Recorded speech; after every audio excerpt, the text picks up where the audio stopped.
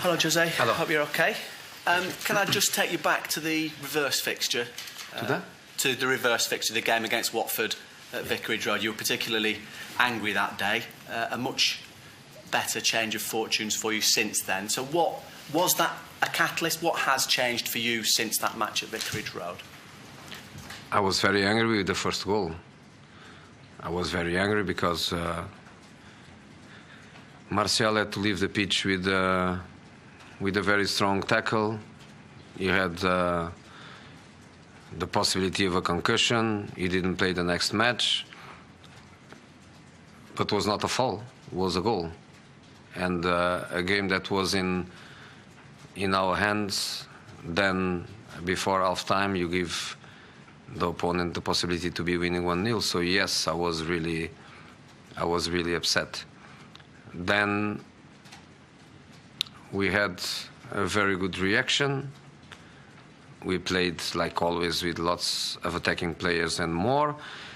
We equalized. We were almost winning. Gomez made an amazing save on a Zlatan's header.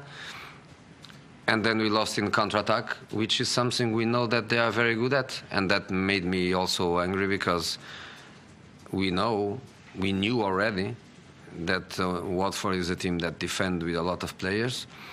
They are very defensive, but they have this capacity of being very dangerous in counter-attack. And we let one of their midfield players arrive in that position to score the second goal. So yes, I was upset. The moments are a bit different because that moment was a period where we lost the match before, I think against Manchester City, the match before.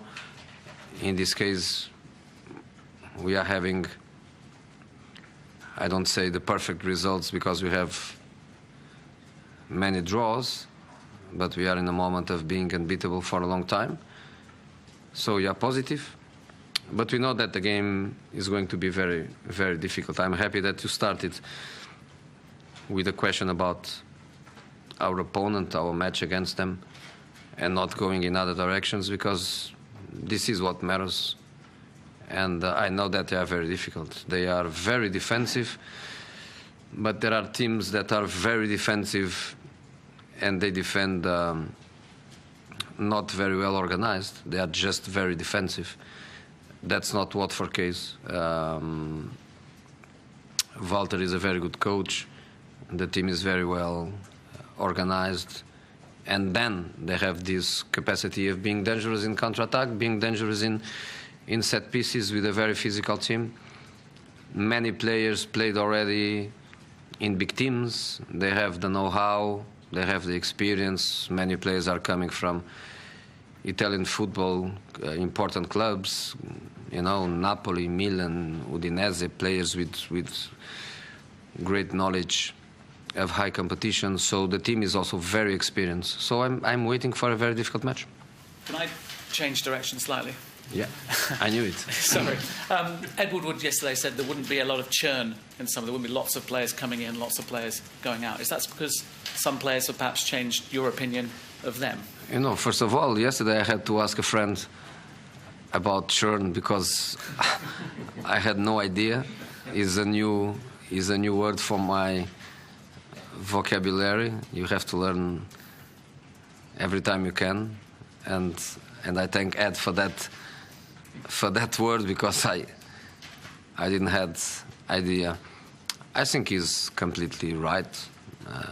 Of course we speak about it. Of course we speak about what next, and we know that we have a squad that, like every squad, needs changes, but we know also that our squad has potential. Our squad has good players, many of them in the best age, in age of evolution, and it's not our philosophy, independent of the numbers, independent of can we spend 10 or 100 million, independent of the numbers, is also the philosophy, the idea, and we look at it in this way. You know, we prefer to bring 2, 3, 4 players, but good players that feel an idea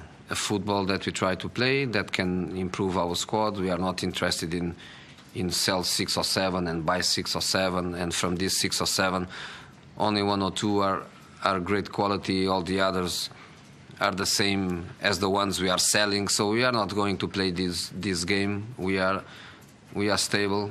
So we think that our market in the summer will be soft, will be natural. Some players to leave, some players to come, but in a very natural way. So I think the word that Ed used is a good one.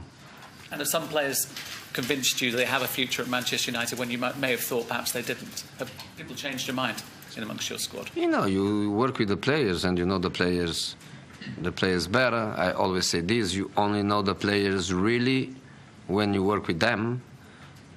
Sometimes you get disappointed because you expect more. Sometimes you get surprised in a positive way because you think the players are not so good as you expect. And even in relation to this, everything is balanced. I'm not negatively surprised with anyone. I didn't have an incredible impact with some player that I thought was not good enough, and he is. So everything is balanced, and I think our summer will be quite smooth. In terms of Zlatan, you've said before that he's going to stay, yet there are still stories around that he may choose to go somewhere else. As far as you're concerned, is his future here? And when would his contract be signed? I don't need his contract to be signed. I'm totally convinced that that is going to stay. He come with the intention of stay 2 years. The first year is going probably not in his mind because he's a very ambitious guy, but in the minds of everyone, the first year is going better than every expectation. He knows that we are going to try again to improve next season and try to share with him in a fantastic way probably the last year of his career at the highest level. So I'm convinced that he's staying. He's also adapted to the club. He's adapted to the situation. I don't see any problem with his family. I gave him the possibility of an extra day off to go somewhere to relax, to go to Sweden. He doesn't want. He never goes. Everything is stable with him. So I'm totally convinced that he's going to stay. Last question, Simon. Jose, Phil Jones, is he available for the match, and how's the team looking? Is there any other not injury available. concerns? No, but Phil not available.